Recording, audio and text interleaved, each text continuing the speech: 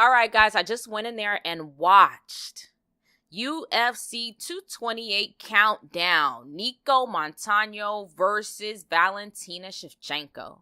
Now, a lot of things in this one that I actually really enjoyed. The whole thing, I actually really enjoyed it. I did enjoy it. It was nice to see Nico's coaches and her team. I didn't know who she trained with, to be honest. I wasn't sure.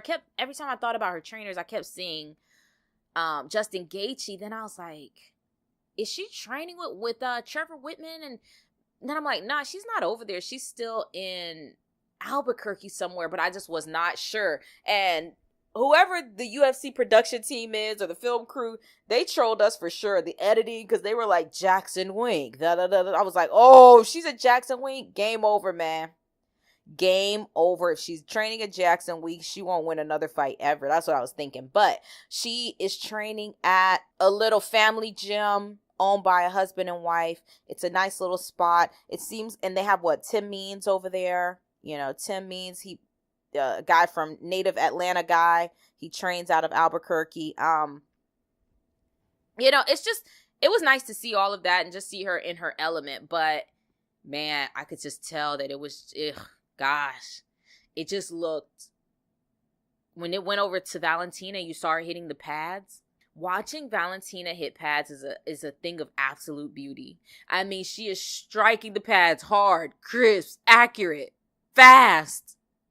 Everything that they showed with Valentina just made me think that Nico is in for a world of hurt, guys. I really was thinking, I was like, it's about to be a barrage of hell. A barrage of hellfire that comes down on Nico Montano in that octagon. Man, I hope Valentina pulls the trigger. I really hope that she pulls the trigger because she's been gun shy a bit before at bantamweight. But I hope that this flyweight championship fight here, I hope that this is I hope that she pulls the trigger the same way that she did in the Cachoeira fight. Now, don't get me wrong. I don't think that Nico's going to get Cachoeira'd. I actually don't think she's going to get Cachoeira'd. She sounds really confident. Just in terms of this countdown show, she sounded really confident. She did. She was open. She said, yeah, look, the girl is experienced. She's a hell of a striker. She's a great fighter. But I'm coming in there to fight too. This is what we got to do, and I'm coming in to do it at the best of my ability. I'm not mad at that. I can't be mad at that. It's just crazy. I don't know. It's crazy. The one thing I did see that kind of turned me off, man, Valentina's over there at the Performance Institute. Guys, I'm skeptical about the UFCPI. I'm very skeptical about that. I'm skeptical about Darren Till being over there. Francis Ngannou was over there. Kevin Lee. I'm just skeptical about the UFCPI. And I think probably just because it's connected to the UFC. If it was a third-party gym, if it was a third-party sort of gym, a neutral gym, neutral to the UFC and also neutral to all of the different fight camps, and it just happened to be a third-party setup, I wouldn't mind it at all, but it's connected to the UFC, and it just makes me wonder. But Valentina was over there. She actually was over there for a while. She was over there with Antonina Shevchenko for the Contender Series fight. So that's where they trained for the Contender Series. And they got, I guess, getting acclimated to Vegas and, training, keeping their health up and just getting to dip their toe into UFC life, basically. So she trained over there with her sister. And I believe that she's still training over there. That's what she said in the countdown. She said she's still training over there. All of that is suspect. But, Valentina is just a killer. She's just a killer. Where you think that she might not be good at, she will finish you there. That fight with Juliana Pena, that thing blew my mind when she went belly down, freaking finished that girl in a belly down armbar.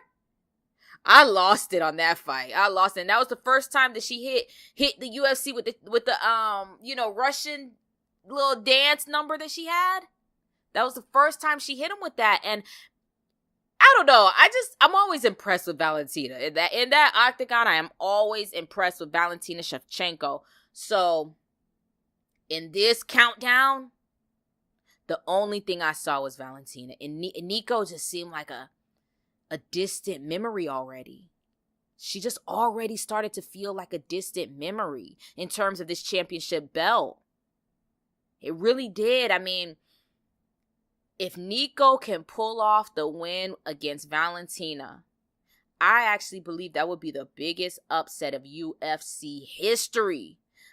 Maybe the second biggest upset of UFC history. To me, Matt Serra, George St. Pierre is still number one, but this would be the biggest, without a doubt. It just seems like there is no chance for Nico to win.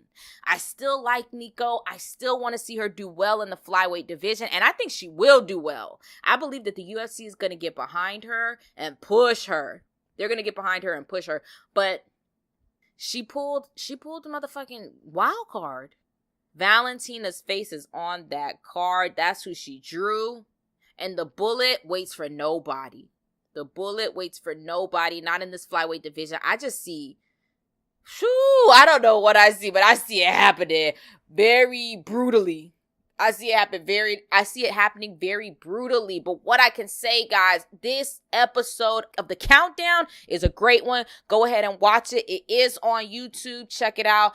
Let me know your thoughts in the comment section. What you guys think about it? Let me know, man. I'm going to be watching anything that comes out. I'm going to be watching it, and I'm going to do a video about it because UFC 228, even though the card fell apart a little bit, I think for the hardcore fans, the card kind of fell apart just a tip. Just a little bit. Few fighters fell out, but all the big fights are still there.